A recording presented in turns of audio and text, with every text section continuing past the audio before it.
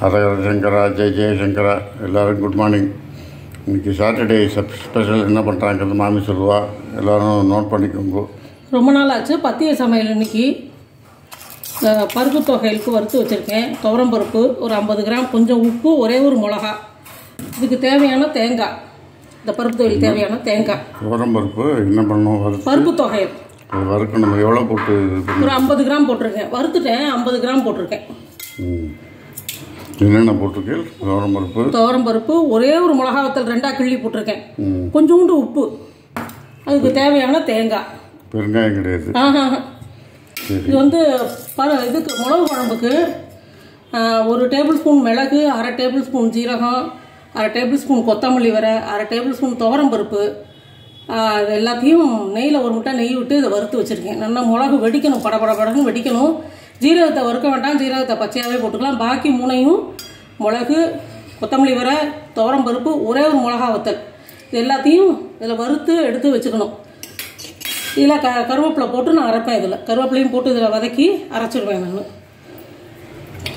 இது வந்து பூண்டு மிளகு குழம்புக்கு பூண்டு உரித்து வச்சுட்டுருக்கேன்.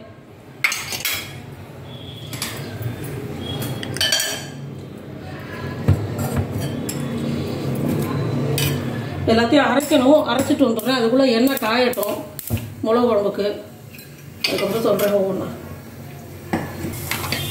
இந்த மிளகு குழம்புக்கு அரைச்சின்னு வந்துட்டேன். அதாவது அந்த வறுத்து வச்சுருந்ததோட புளியும் சேர்த்து அரைச்சின்னு வந்துட்டேன். நல்லா கவனிச்சுக்கோங்க. இந்த அளவு புளி ஊற வச்சுருந்தேன். அந்த புளியும் மிளகு, அந்த கொத்தமல்லி வரை, துவரம் பருப்பு இதெல்லாம் அரைக்கிறச்ச அந்த புளியும் சேர்த்து அரைச்சின்னு வந்து தண்ணி ஊற்றி அலம்பி வச்சுட்டேன்.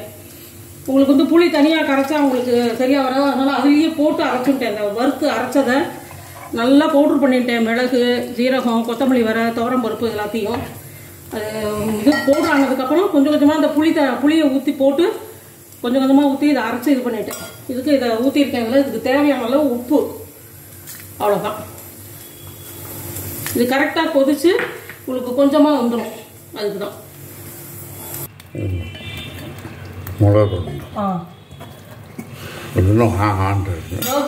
மிளகு குழம்பு கொதிச்சுட்டு இருக்கு. எண்ணெய் பிரிஞ்சு வரது பாருங்க. அது இன்னும் கொஞ்சம் நேரத்தில் ஆஃப் பண்ணிவிடுவேன். இன்னும் ஒரு 5 நிமிஷம் கழிச்சு ஆஃப் பண்ணிவிடுவேன்.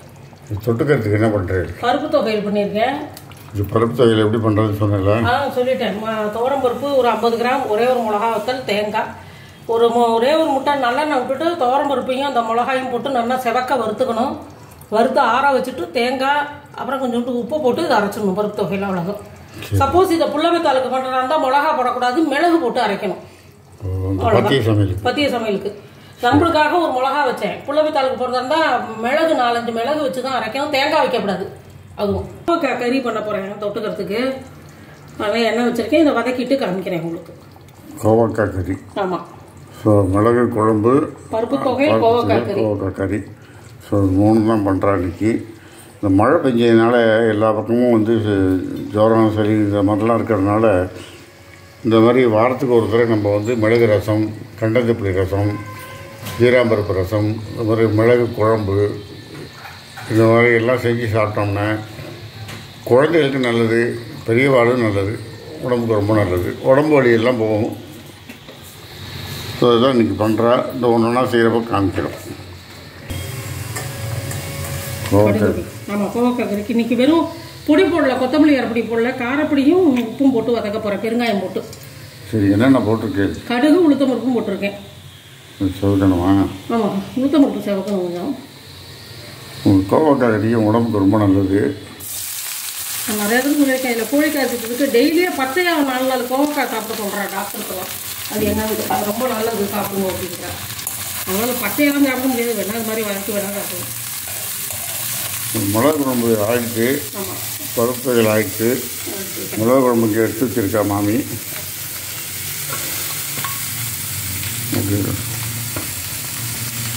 ஸோ மிளகு குழம்பு. இந்த கிண்ணத்தில் பார்த்தீங்கன்னாக்கா கொஞ்சம் சாத்தை போட்டு நெய்யை ஊற்றி பரட்டி சாப்பிட்றலாம். இந்த கிண்ணத்தில் இருக்கிறது ஒட்டின்னு இருக்கு இல்லையா, அதை வேஸ்ட் பண்ணாமல் கொஞ்சம் சாத்தை போடணும். இந்த புளிக்காய்ச்சலுக்கு இப்படி தான் பண்ணுவோம். சாத்தை போட்டு நெய்யை ஊற்றி நம்ம எப்படி பரட்டி சாப்பிட்லாம், வேஸ்ட் ஆகாது. அதை கொஞ்சம் அடியில் இந்த இதெல்லாம் ஒட்டின்னு இருக்கும். அது ரொம்ப நல்லா இருக்கும் டேஸ்ட்டாக. இங்கே கறி வதங்கிட்டு இருக்கா? சரி வதங்கட்டும். இந்த காரப்பொடி கொஞ்சோண்டு போட்டிருக்கேன். இதை கலந்துட்டு கறி ஆஃப் பண்ணுவேன். ஒரு 5 நிமிஷத்தில் ஆஃப் பண்ணிட்டேன். கறி கோவக்காய் ரெடி, கறி ரெடி.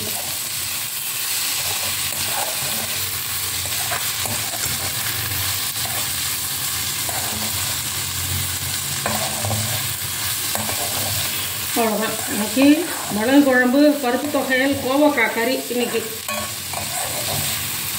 அதுதான் இன்றைக்கி மெனு. ஆமாம். நீங்கள் எல்லோரும் செஞ்சு பாருங்க. எல்லோரும் செஞ்சு பார்த்துட்டு லைக் பண்ணுங்க, ஷேர் பண்ணுங்க, விடாமல் சப்ஸ்கிரைப் பண்ணுங்க. Thank you very much. ஏதாவது டவுட் இருந்ததுன்னா மாமிட்ட கமெண்ட்டில் கேளுங்க. Thank you bye.